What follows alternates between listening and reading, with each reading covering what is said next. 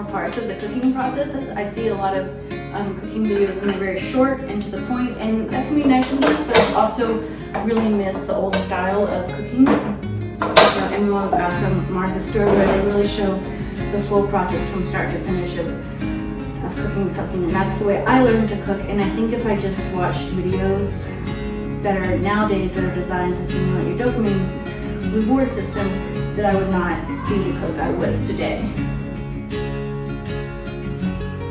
Hello, today we're going to make my oat chia bread. This bread is going to give you lots of energy, and it's also going to improve your metabolism by helping you burn fat, sustain energy, keep your glucose level stable, increase your oxidation of fats, carbohydrates, and proteins because of the ingredients and the nutrients you're getting from the thiamine and the oats. And it's going to have a wonderful pliable texture because of the soluble fiber and the unique biochemical properties of chia seeds. So the first thing we're going to do is I've got my warm water on the stove, and I'm also going to warm separately 1/2 cup of water and 1/3 cup of farm fresh milk. Now, if you want to use cashew milk, you can do that as well, or coconut milk, and that will make the whole recipe vegan. We're using milk in my family right now, preferably goat's milk if it's available in your area, or organic farm milk, which I got this straight from the farm, from cows, grass-fed cows, which is a totally different food and has lots of omega-3s. The other thing we're gonna put this on the stove and get it nice and warmed up. And meanwhile, we're gonna get our yeast started. It's all gonna mix together, and I'm going to put 1/2 cup of water. This is warm water. This is water that you would take a bath in. Ooh, you feel it's like, it just makes you relax. Now, you don't want to use water that's too hot or too cold. If you don't have much experience, you can also use a thermometer. Now then, what I'm going to do next is I'm going to take 1 tablespoon of my fresh yeast. I like the Bob's Bread Mill yeast. This is fresh yeast. It's not instant yeast. It's active dry yeast. And we're going to stir that up and mix that up. Got that there. Today I'm going to talk to you a little bit about omega-3 fatty acids. After 1 or 2 minutes, you're going to turn off your milk and water because you don't want it to overheat. In that same bowl that we're going to add the milk and water to, we're going to add honey and the water, the warm water and the milk. You know, milk has proteins. A lot of times it's traditionally used in baked goods. It helps in structure and density and chemical reactions with the milk, so it can be harder, but I do find soy milk works well, and I also really like to use coconut milk. I also have a recipe on my blog you can check out for a brown rice milk that's both cheap, affordable, and it works very well. I've never had it fail in any baked good, and it uses because of the glutinous structure of the brown rice, and that's not gluten that's in wheat, it's a different type of it's rice gluten. I'm going to add 2 tablespoons of coconut oil. Coconut oil is a saturated fat, and I want to talk to you today about the different types of fats in the human body and the fats that we need. The fats that are in our body are mostly saturated fats. Those are also fats in animals, palm oil, coconut oil. Saturated fats is one of the 3 types of classes of fats. The other class is unsaturated fats, but really I think of it as 3 because it's polyunsaturated, monounsaturated, and then you've got the saturated fats. Polyunsaturated and monounsaturated fats. We're going to talk about the polyunsaturated fats today because it's the one I think that lends people the most confusion. Polyunsaturated fats are required by the body to survive. If you don't consume polyunsaturated fats, what will happen is your cells, which use fats as building blocks, will start to use saturated fats in the place of the polyunsaturated fats that it really needs, and this is a real problem. For example, fats are the biggest structural component in the body. They're used for the nervous system. Every single cell is covered with a fatty phospholipid bilayer. The phospholipid bilayer is made of a polyunsaturated fat and a choline molecule. And if you don't have the right types of fats, those polyunsaturated, that phospholipid bilayer is not going to be composed up properly. Your nervous system, particularly the brain and the myelin sheathing, uses a ton of omega-3 fatty acids. Now, polyunsaturated fatty acids have two types of omega-3s. There's the omega-6 and the omega-3s fatty acids. So I'll try to switch back and forth because it's really rough for me to talk about science and do it at the same time. Normally I'm in a Zen state and I'm in a totally different brain frequency wavelength than when I'm cooking. So there are two parts of my brain, and it's hard to do same at the same time. 1 cup of my whole grain flour mix. That flour mix is composed of a ratio of 1 teff, garbanzo, sorghum, brown rice, and tapioca. There's 5 flours there, and I mix each one up in a ratio of 1 to 1 to 1 to 1 to 1 to 1. I have 2 cups of my whole wheat all-purpose flour mix, and that is 2 cups tapioca to 1 cup garbanzo, 1 cup brown rice, and 1 cup sorghum. These are patented blends. And then I'm going to add 1 cup of oats, half a cup of chia, and 1/2 cup of flaxseed. And this is a really high omega recipe because you've got the chia and the flax, which both provide omega-3 fatty acids. Now the confusion comes in because there are 2 types of polyunsaturated fatty acids, the omega-3 and the omega-6. Now omega-3 also has 2 different classes of fatty acids, and those are the short chain and long chain.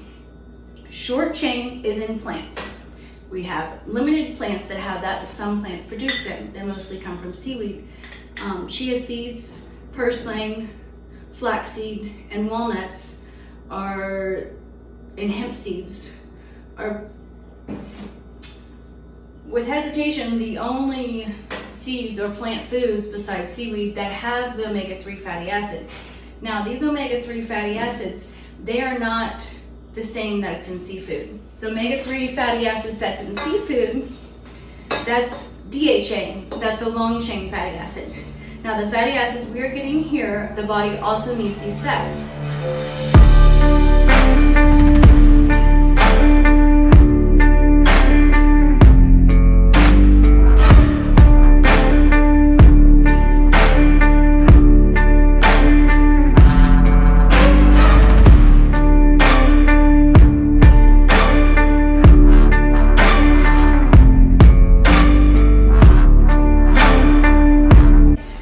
Has 2 systems in its body for anti-inflammatory and inflammatory, and these must be balanced.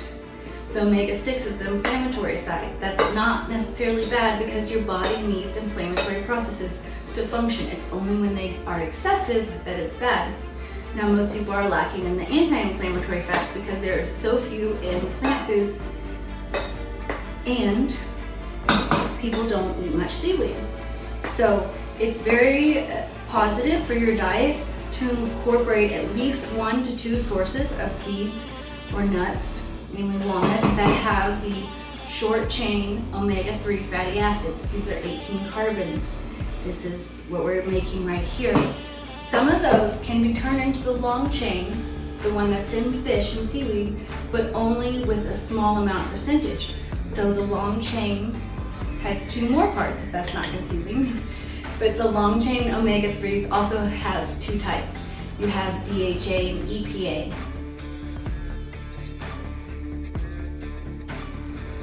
Now, about 20% of these fats can be turned into EPA, and about 2 to 10% can be turned into DHA. That does not mean that you can just eat these seeds and say, well, I don't need seafood or a fish oil supplement because some turns into it. You would have to eat too far of a quantity for that to happen. It's very important to both include plant and animal sources of omega-3 fatty acids. The seeds and nuts, they also provide omega-6. Your body must have omega-6 fatty acids. It's really important. You might say, well, canola oil, vegetable oil, that's great, I'm getting all those fats, I can just eat. The seeds provide also minerals.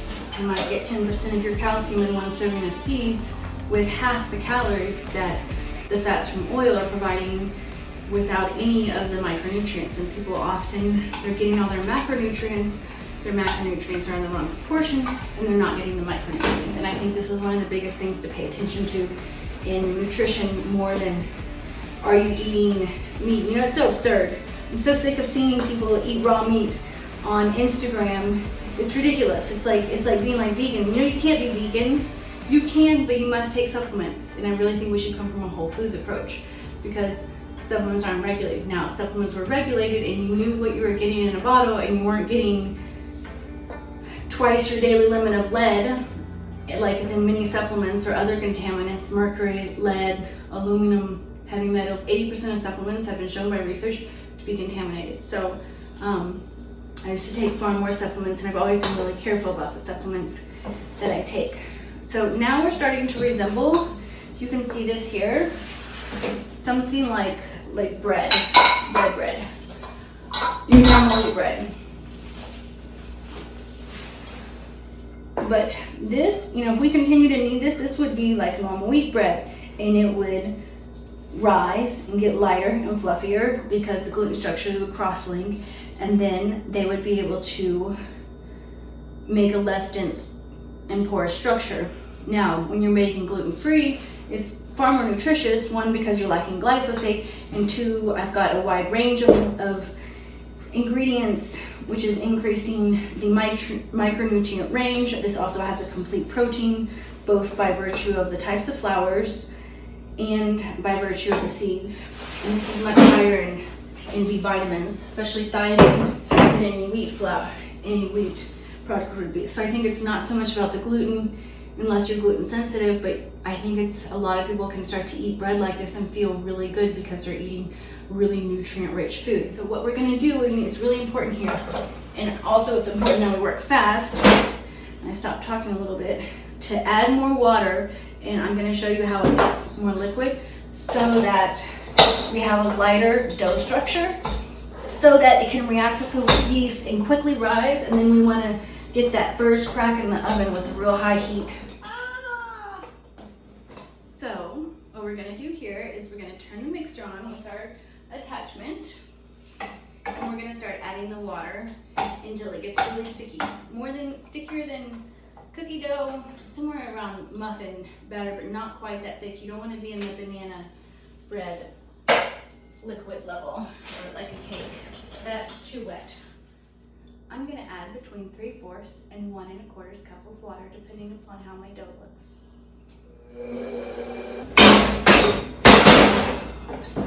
I gotta get my screwdriver here. Okay, let me just put this on pause.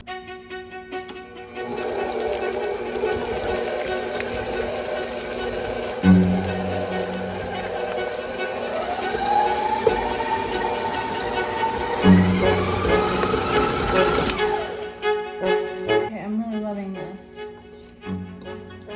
This looks great. So I added about a cup of water.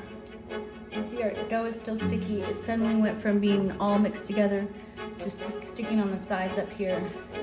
It's sticking to the mixer, sticking to the sides of the bowl. It's about like that thickness. See, it's a little stickier than a cookie dough, but not quite where muffins would be. Okay, perfect. So I got my coconut oil to grease the bread pan, and I want to get a lot in there so that the bread comes out really easily. I'm not going to preheat my oven quite yet, but it takes about 5 to 10 minutes to preheat an oven, not 30 minutes. So I'm going to let this rise, and rise times are very, very, very variable. Depends on your temperature, humidity.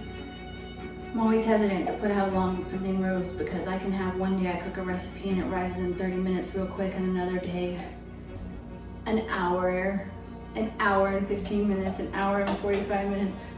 Okay, I look to get this down in there, and you can see I really, really coat it as much as I can. I like to get as much as I can on there. I don't use I don't use any plastic for cooking. You notice I have even this little wooden spatula, because even silicone stuff, these are better than the little ones with the plastic handles, because I think the smaller plastic disintegrates, and I don't know what that plastic is. This is actually silicone. If I use any plastic in the kitchen, it's definitely silicone. Tapioca is very sticky, and it also doesn't go through any of the processing that cornstarch does in terms of chemicals. So tapioca is a natural flour. Cornstarch is not, it goes through chemical processing. Sticking to tapioca flour in place of cornstarch is my suggestion. It's a nutritious.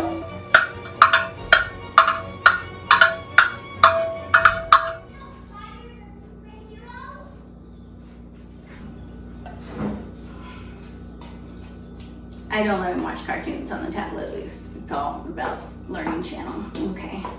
Not all day either. Just when Mama needs a moment. Okay.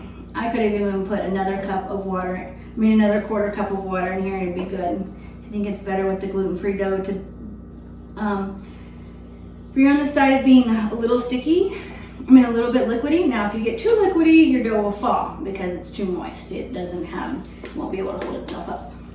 Chia seeds are wonderful because they actually help form the structure of this bread, and that's why this is my second time I'm making this. The first time it came out so good. Normally I make a recipe 3 or 4 or 5 times and I have like 7 to 10 different types of breads that I make. So it can be a long time before I have the perfect one. Sometimes I forget what I did by the time I come back to it because I feel like making something different. But chia seeds are really high in soluble fiber. Soluble fiber is vital for the gut bacteria and the good bacteria, namely your microbiome, to produce short-chain fatty acids. Soluble bacteria feeds these bacteria. And insoluble as well, they need fiber to live, and short-chain fatty acids are part of your immune system. And also it just feeds the good bacteria in general, helps them flourish, helps keep the bad bacteria at bay. I think a lot of times what it comes down to is a dysbiosis, which means there's an uneven level of the good bacteria versus the bad bacteria. And if you can feed the good bacteria, just like feeding the good wolf, you can prevent infections from happening because you have that natural, not just your immune system, it's the bacteria are competing with each other for space to live in your body. And if you have lots of good bacteria that are fed the nutrients they need, they can outcompete the bad bacteria, which is totally separate space of science than just discussing how the immune system works to fight bacteria and mount an attack on them. So we're going to put this aside, and I'm going to cover it with a little towel, set it on my stove like I normally do without the stove on, and let it rise, and I'll come back to you then. So here's my bread dough. It has risen up, as you can see, to the top of the side in about 20 minutes, and that's as far as I want it to rise. So what you do in emergencies is you want to take this and you want to put it into your fridge while the oven heats up. My oven's preheated. My bread rose really fast, but mostly because I was talking, it took longer for me to get it in the oven than I normally would take. But I have it put in the fridge, and I put it in the fridge after about 15 to 20 minutes. Last time I made this bread, it took 30 to 40 minutes to get to this level. If I count, that would be the same as it would be this time if I counted the additional time to take in the oven from the yeast developing. So I'm going to go ahead and put this in my oven.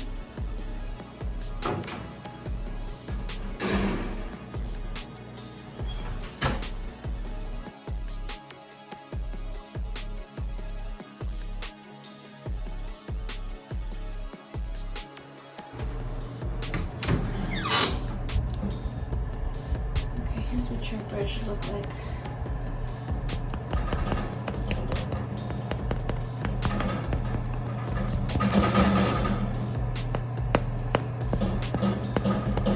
Should sound like that. Ooh, my hand's getting hot. Could go 2 more minutes, but it's also kind of good like that. I like to use a wooden spatula because it won't scratch the edge. You want to take a wooden spatula and just kind of break the edge. We're not going to force it to come out because that is what will cause the bread to stick to the, ooh. It should be really hard inside and it should not come away from the edge. I'm a little worried. I think maybe it's not cooked enough. It should sound hollow like that, but it's still a little soft. Let's see how it looks. it might come right out, but could also use 15 minutes of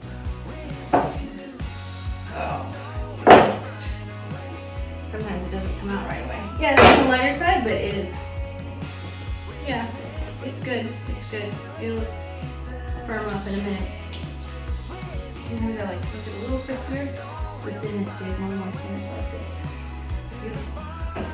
So if it doesn't come out right away, don't try to pry it out. Just leave it.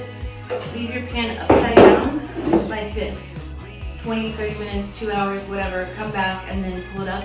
And what happens is the steam should form between the bottom of the loaf and it'll come apart gradually.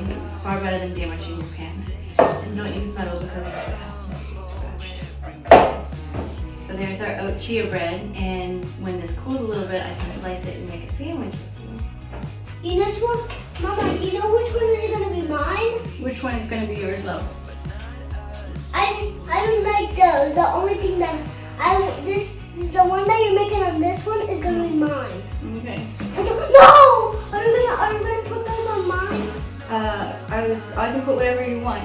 I don't want that. Cucumbers on a sandwich, veggie sandwich is incredible. It's Mama, amazing the Mama, flavor of veggie sandwiches. Can you put this on my sandwich because I like it? I will. You're gonna have mushrooms? No! Okay, well, you're messing up my sandwich making style here, baby. You know? Avocado goes on my sandwich. Avocado, but you love mushrooms. But those mushrooms is not what I thought. And you want egg? No, blueberries do not go on the sandwich, love. We don't have time for that. We barely have enough time to scarf this down and get out the door to sports practice, yeah? Mama, but it's not sports, it's jujitsu. Well, is jujitsu a sport? No, jujitsu is not a sport. It's not. A sport is dancing. That's a sport. You got that right. What and jujitsu is fighting. It's exercising. That's jujitsu. Putting carrots on yours, okay? Because I don't want your fingers to fall off or you to go blind. No. You won't taste it, just a tiny bit. A tiny bit. You know what? Remember I told you how it's my job as a mom to make sure that your eyes don't go blind? And you know what I thought as soon as you got out of that tub? I did not want to hurt your feelings. I didn't want to hurt your feelings. But I thought, oh dear, and I ran in here real quick like a good mom and grated up the carrots. Mama, that's those are my sandwiches. No, they're just a few, two more. We can both eat them for share. People in therapy. I love sharing with you. I have a job, it's actually quite fulfilling. Though my hairline is thinning, I barely do anything else. I read several books, I do meditation, walks in the woods. If pistachios always tell me to think about snakes if they disappear. That's what I'm looking at. Okay, dear. Sometimes I'm even journaling. I got a full-time job, though no one pays me, and it's all thanks to you.